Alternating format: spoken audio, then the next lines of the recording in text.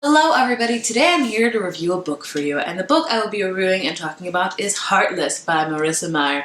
If you don't know, this is one of my most anticipated releases of this year, like probably top 5, because I love Marissa Meyer's Lunar Chronicles, so I was so excited to get this, and I did get an arc like a couple weeks beforehand, and I don't know much about this book. This is her newest release, and it is a standalone book, which I did not know until like a week ago. I thought this was going to be a series, but it's a standalone. And I'm totally okay with that because I feel like in YA we get a plethora of duologies. I feel like duologies are kind of the new thing now. We also get a ton of trilogies. We also get a ton of series. We don't get too many standalones. So I am kind of excited that's a standalone. You know, it's kind of, you finish this book and the story is done. So I do really enjoy that.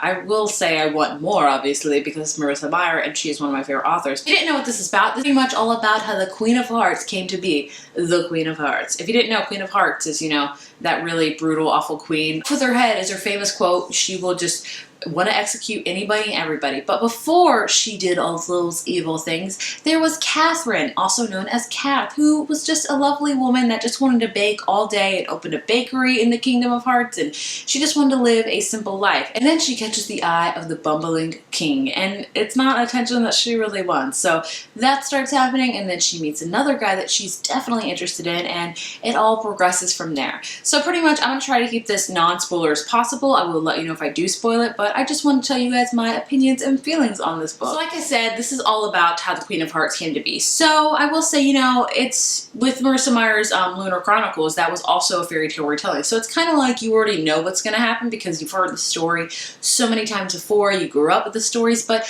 I love how Marissa Meyer puts a different spin on it. It's like you know what the outcome is going to be eventually, but you don't know how it's going to get there. You know what I'm saying?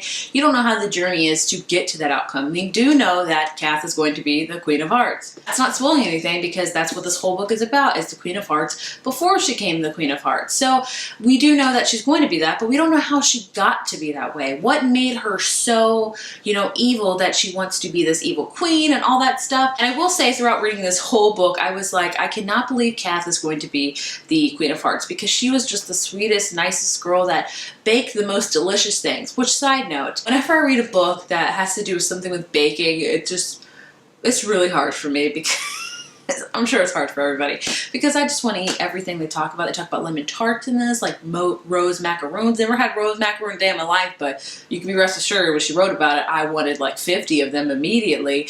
And this just had all of like the baking, like the sugar icing and the sweet, everything sweet, sugar and spice, all that stuff. So, baking. But Kath just wanted to open her own bakery in the Kingdom of Hearts, and that's all she wanted to do. And she catches the attention of the king. And the king, if you do know, in the whole Alice in Wonderland book, is kind of a bumbling man. He just doesn't really know what's going on. He's not really like a king. He's just like having a good time. He's just not really an authoritative figure, So we obviously know that Queen of Hearts really is very authoritative because off with her head. But the king is really interested in Kath and wants to begin a courtship with her and eventually for her to become queen. And she does not want that.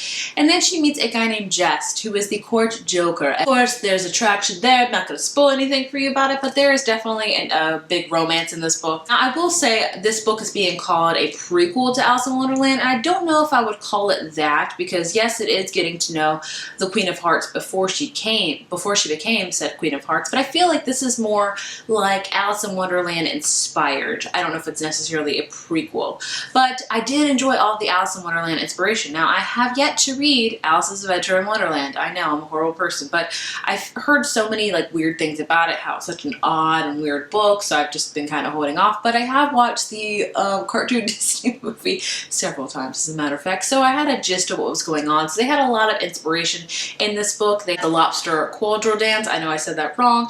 And just Hearts overall was just very reminiscent of Alice in Wonderland, obviously, because this is what this whole story is about. But I love how she weaved all the intricate details from the original book into this book. For instance, we do have Mad Hatter in here before he became mad and he was just known as Hatta. Is that right? Hadda. I feel weird saying that. But that's how he was before he became mad. So you get to learn more about his backstory. You get to learn more about the king's backstory. We have also Cath's parents who are very forceful upon her courtship with the king. They really want it to be fruitful. They really want it to happen. And her parents really don't care about what Cath wants at all, which I think really also damages her in a way. I really love whimsical books, especially with Alice in Wonderland. I highly recommend this because I really loved reading all of the inspiration from it, and it really made me want to pick up Alice's Adventure in Wonderland immediately. Overall, I love this book. I will say this is definitely one of my favorites of the year. I did not give it a full 5 out of 5. I gave it a 4.5 out of 5. I felt like the end kind of happened very quickly, all of a sudden kind of almost, and I didn't love the ending as much as I wanted to, so that's why I kind of knocked it off half a star, but I still really enjoyed the whole gist of the book. I thought it was amazing. I really loved Cath, and I really was having a hard time knowing that she was going to be the evil queen at the end, you know, because she's such a sweet girl. Like, how does that happen to someone? I really struggle with that, but I think that's a real good testament for Marissa Meyer's writing, to feel for a character before she becomes evil and really want her not to become that. She really put a lot of heart and devotion in Cath, which I loved reading about. So it was just so tough. The ending's so tough. But overall, I really loved this book. I just, I'm still at a crossroads. Am I happy it's a standalone or am I not? Because I do obviously see where it can go on from here. We can learn more about the Queen of Hearts and how she's brutal and evil. But I'm kind of happy that it's standalone because I still envision the Queen of Hearts as Catherine because she was such an amazing girl. So if I keep reading more books about her when she's the Queen of Hearts, when she's evil, it's going to diminish my love for Cath because Cath will grow smaller and smaller and the Queen of Hearts will take over and over. So overall, like I said, I love this book. I love anything Marissa Meyer. I love Marissa Meyer's writing. I love just everything pretty much about it. The ending was just kind of the one qualm for me out of the whole thing, but that's not a huge thing. But like I said, I highly recommend this book. If you're just looking for a fun retelling of how the Queen of Hearts became the Queen of Hearts, I would highly recommend this book. If you're looking for Alice in Wonderland inspiration books, I know there's a ton out there, but I really like this one. I think Marissa Meyer does really well with fairy tale retellings and just inspiration from that. I'm looking for a fun, whimsical book of an ending you kind of already know will happen. Like, you already know the ending, but you don't know how it's going to get to that ending. This will definitely be a great book for you. And like I said, I highly recommend it. A 4.5 out of 5. If you have read this book, please let me know down in the comments what your thoughts and opinions, the same as mine. Also, just so I can't say any emotions because I'll try to keep spoiler free, but let me just say, just that's all. If you like this video, be sure to give it a thumbs up and hit subscribe, and I will see you in my next one. Bye.